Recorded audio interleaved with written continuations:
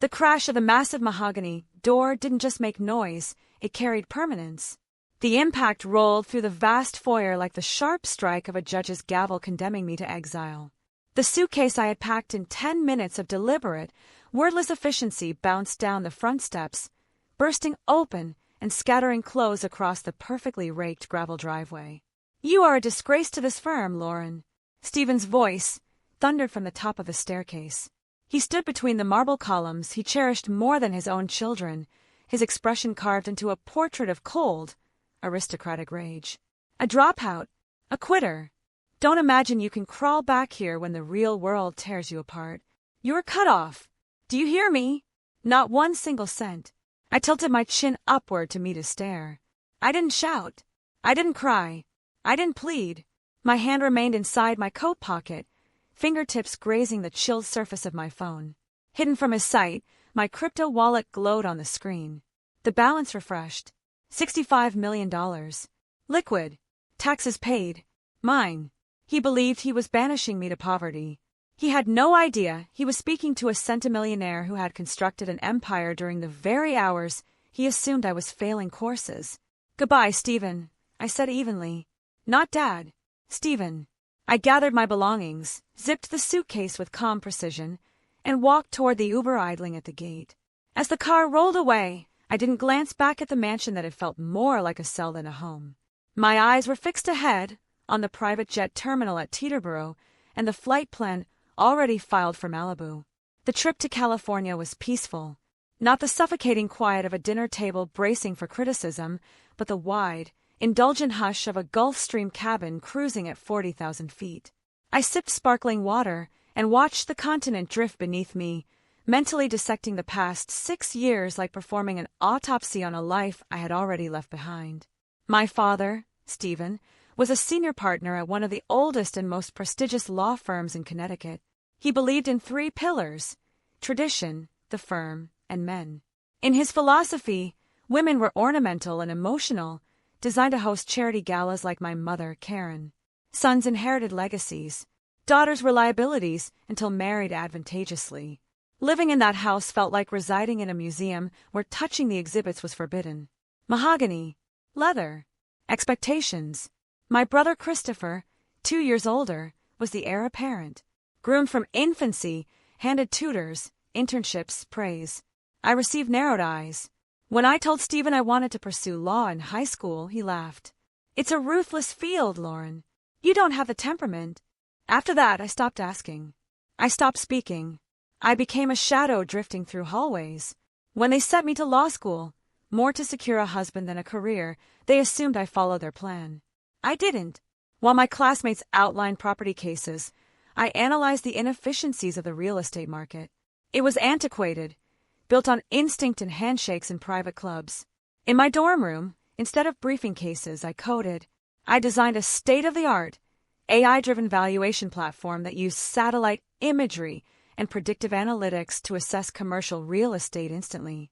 It wasn't merely accurate, it was transformative. By my second year, 3 major hedge funds had licensed the software. By my third, I had sold a minority stake for 8 figures. Anonymous, structured through shell corporations. Invisible.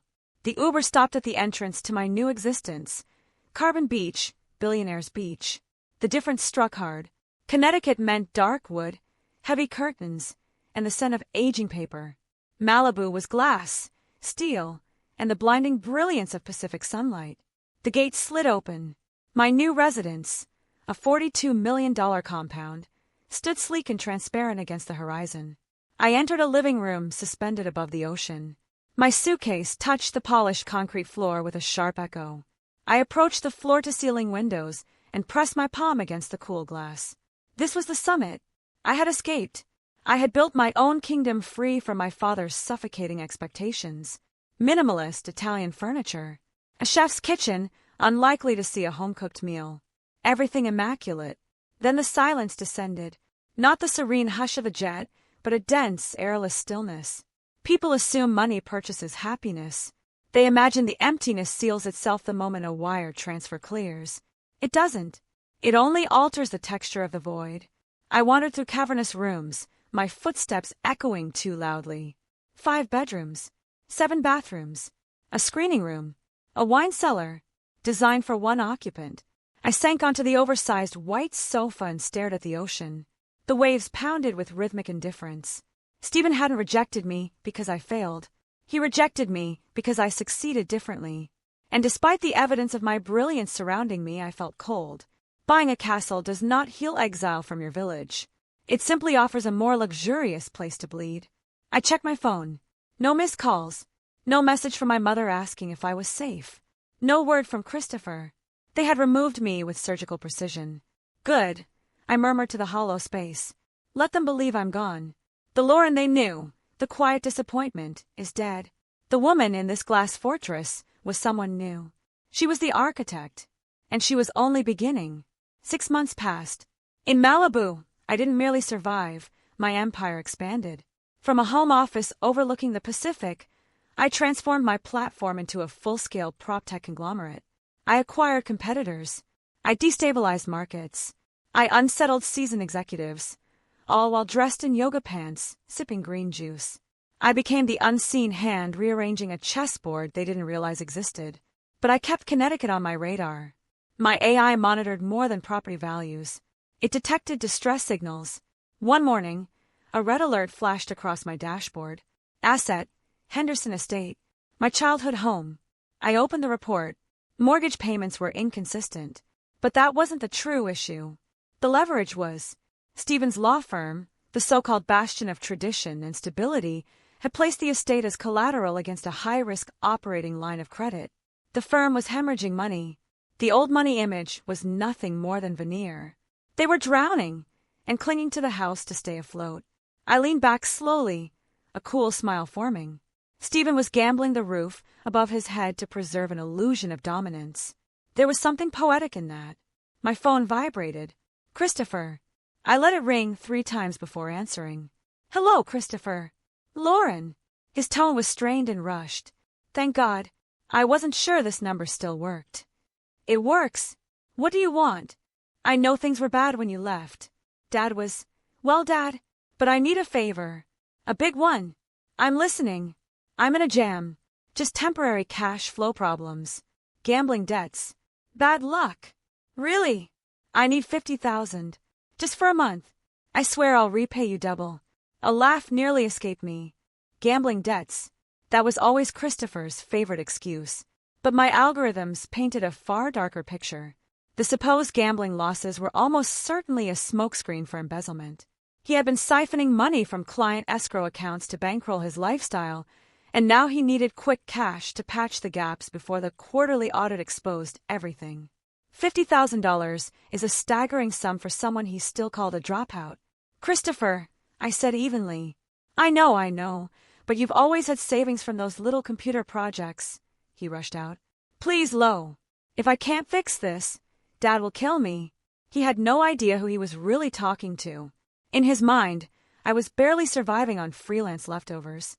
He didn't realize he was asking a shark for a drop of blood. I can help you, I replied. I heard his breath leave him in a rush, pitiful relief flooding his voice. You can. Oh my God. Thank you. Thank you. On one condition. Anything. You'll sign a promissory note. The loan will be secured against your future inheritance. Specifically, your share of the estate. A pause. What? Why would you need that? Because I'm not the little sister who fixes your disasters for free anymore. This is business. Sign the note, or find the money somewhere else. Silence settled between us. I could practically hear the frantic calculations in his head. He was desperate. The estate, in his mind, was worth millions. $50,000 was pocket change by comparison. He assumed he would repay me long before it ever mattered. Fine, he snapped. Send the paperwork. After I hung up, I messaged my broker. Execute protocol, Trojan horse. I didn't simply wire him the $50,000. I leveraged the promissory note to trigger a secondary move. Through my shell company, Nemesis Holdings, I approached the bank holding the shaky mortgage on my parents' estate. They were uneasy. Missed payments, instability at the firm. They were more than willing to unload the liability. I purchased the mortgage note. I acquired the debt. I hadn't just lent my brother money. I had bought the title to the house they were sleeping in. I stepped onto my balcony, drawing in the salt-heavy air. They were living on borrowed time. And they were living in my house. The invitation came via email, forwarded by a puzzled former classmate who assumed I'd been omitted by mistake. It was a digital flyer for the Henderson firm Jubilee, a gala marking 30 years of legal excellence. The event would be held at the Connecticut estate. The audacity was staggering. They were toasting a legacy that was actively collapsing, inside a house they no longer truly owned, financed by a mortgage they had defaulted on months earlier. I sent my RSVP. This time, I didn't take the train. I flew private into Teterboro, then chartered a helicopter to a landing pad a few miles from the property. From there, I rented a sleek black town car and drove myself to the gates. The mansion appeared unchanged, imposing, austere, a relic of exclusionary power. Bentleys and Mercedes lined the driveway, chrome flashing beneath carefully designed landscape lighting. I arrived wearing a tailored black suit that cost more than Christopher's car. It wasn't meant to look pretty. It was meant to look formidable. I handed the keys to the valet and climbed the same steps where my suitcase had once tumbled. Inside, the foyer teemed with New England's legal elite, judges, politicians, senior partners. The air carried notes of expensive cologne and inherited wealth. Wine swirled in crystal glasses as they murmured about cases, unaware that the floorboards beneath their Italian loafers were leveraged to the brink. My mother, Karen, noticed me first. She looked diminished, her smile tight and fragile. A woman who had spent 30 years smoothing cracks she refused to acknowledge. She froze, the tray of hors d'oeuvres trembling in her hands. "Lauren," she whispered, eyes darting as though I were a stain on the carpet. "What are you doing here?" "I heard there was a celebration," I replied smoothly, lifting a flute of champagne from a passing waiter. "I wouldn't want to miss it. Your father won't be pleased. He thinks you're still struggling. He's free to believe whatever he likes." I moved past her, cutting through the crowd like a predator through schooling fish. The ballroom felt oppressively warm. At the front, Stephen stood on a raised platform, a glass of scotch in hand. His face was flushed with arrogance, king of his fragile kingdom. Christopher stood beside him, damp with nerves, his ill-fitting suit straining at the seams, his smile brittle and forced. Stephen tapped a spoon against his glass, and the room quieted.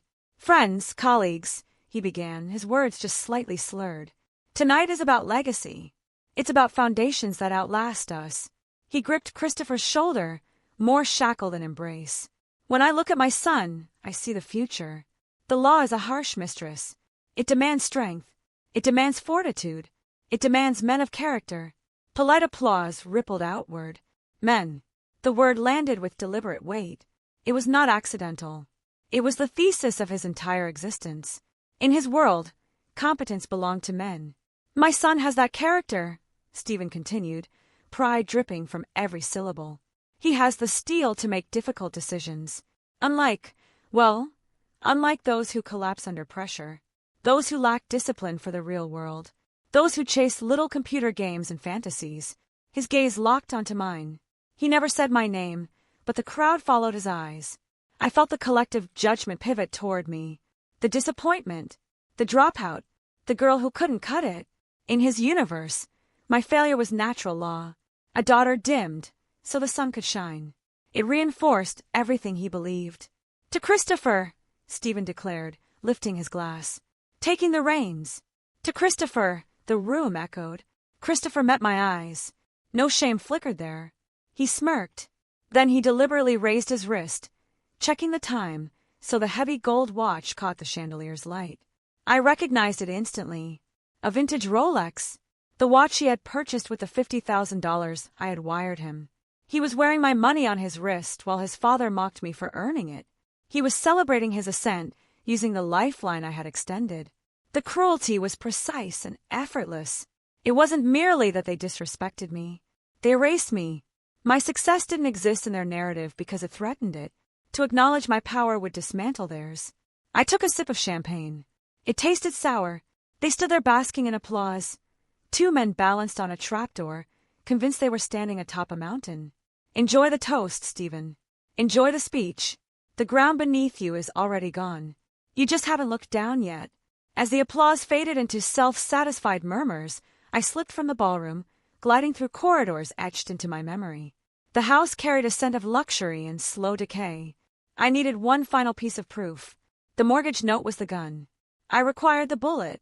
I climbed the back staircase to the second floor and entered Christopher's old bedroom, which he still used as a home office during visits. The door was unlocked, careless, arrogant. Inside, the room celebrated unearned achievement. Prep school lacrosse participation trophies. Framed degrees he had barely managed to complete. His laptop set open on the desk, humming softly. I took the chair. Password protected, naturally. But Christopher had always been intellectually lazy. I tried his birthday. Incorrect. I entered password 123. Incorrect. I typed the name of his favorite football team. Access granted. I inserted a USB drive containing my forensic accounting software. It bypassed his clumsy file organization and drilled straight into the financial records. Numbers cascaded down the screen, a torrent of red ink and illicit transfers. It was worse than I had imagined. Christopher wasn't merely skimming to cover gambling losses. He was operating a Ponzi scheme inside the firm. He had been siphoning funds from new client retainers to pay settlements on cases he had ignored or mishandled. I uncovered wire transfers to offshore accounts that looked unmistakably like hush payments. I found forged authorizations bearing Stephen's name, approving withdrawals from escrow accounts. And then I discovered the email chain. It was an exchange between Christopher and Stephen, dated 3 months earlier. The subject line read, "The audit. Stephen, I corrected the accounts for the Jones file. Do not let this happen again.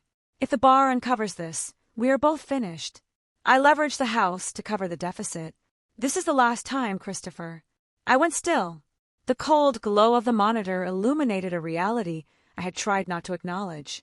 My father knew. Stephen was not merely a blind, arrogant patriarch, he was complicit. He knew his son was a criminal. He knew Christopher was incompetent, reckless, and corroding the firm from within. And yet, downstairs, he had been lifting a glass in his honor, praising him as a man of integrity. He was shielding the son, dismantling his legacy, while banishing the daughter who might have preserved it. I leaned back in the chair as the realization settled over me like a chill mist. This was not about reason, it was about control. Stephen did not love Christopher because he was capable. He loved him because he was dependent. Christopher required Stephen to survive. His failures allowed Stephen to assume the role of rescuer, kingmaker, indispensable patriarch. Each bailout fortified his authority. But I disrupted that structure. I had succeeded without him. I had constructed an empire he neither understood nor respected, using tools he despised in a world where his surname held no power. My success did not fill him with pride. It wounded him. It proved his protection unnecessary and his worldview outdated. He would rather see everything reduced to ashes than allow his daughter to prove him wrong. He preferred protecting a kneeling criminal over acknowledging a daughter who stood tall. It was weaponized cognitive dissonance. He despised me not for failing, but for being the only one who had not. I removed the USB drive. I had all of it, the fraud, the concealment, the leverage. Then I went downstairs. The gathering was fading. Guests were asking for coats, cheeks flushed with wine and vanity. I stood at the rear of the room, concealed by heavy drapes, and watched.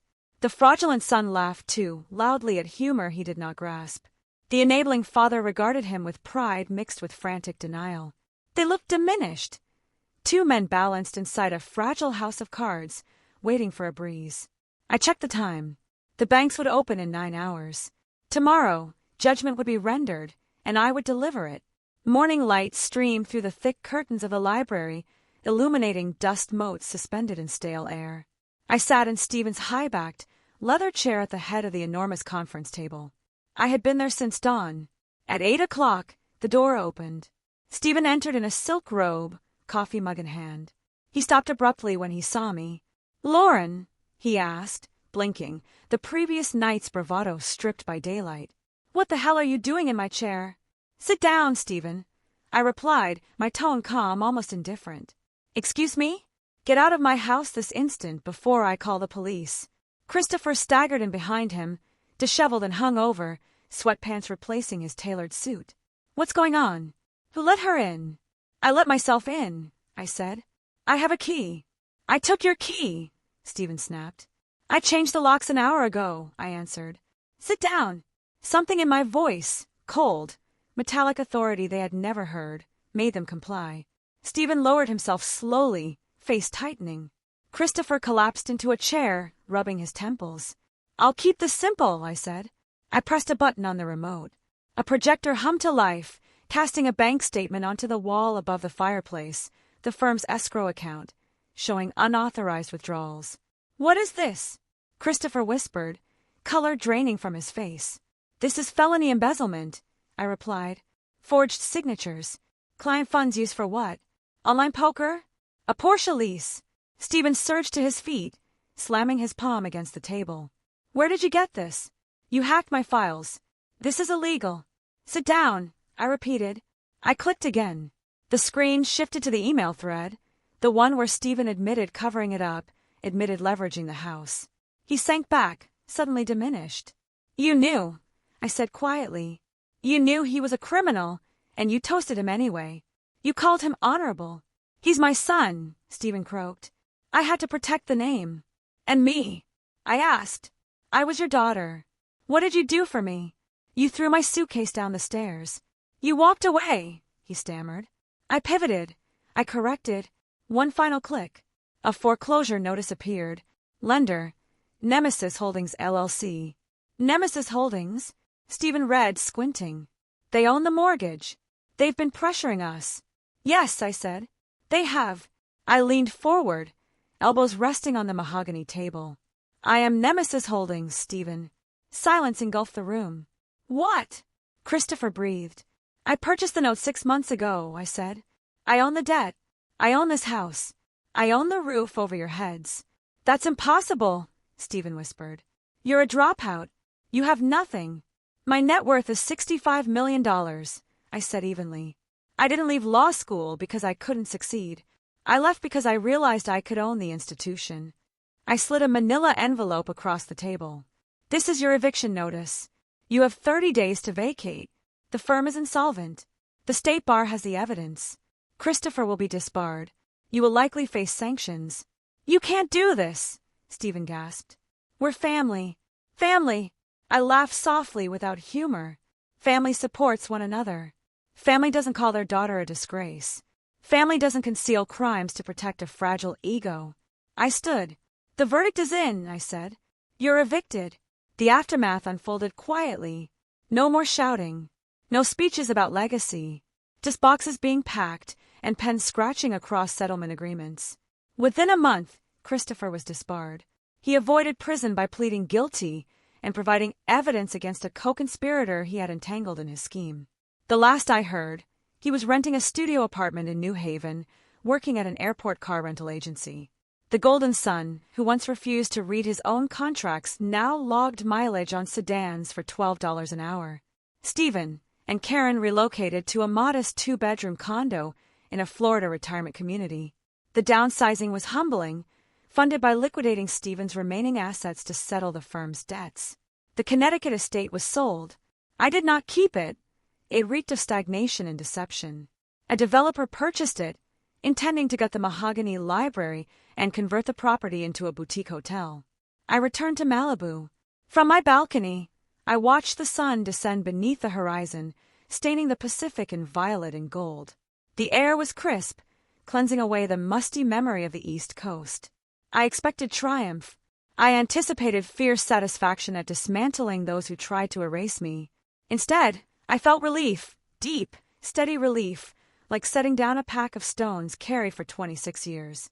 The burden of their expectations, their criticism, their conditional affection, it was gone.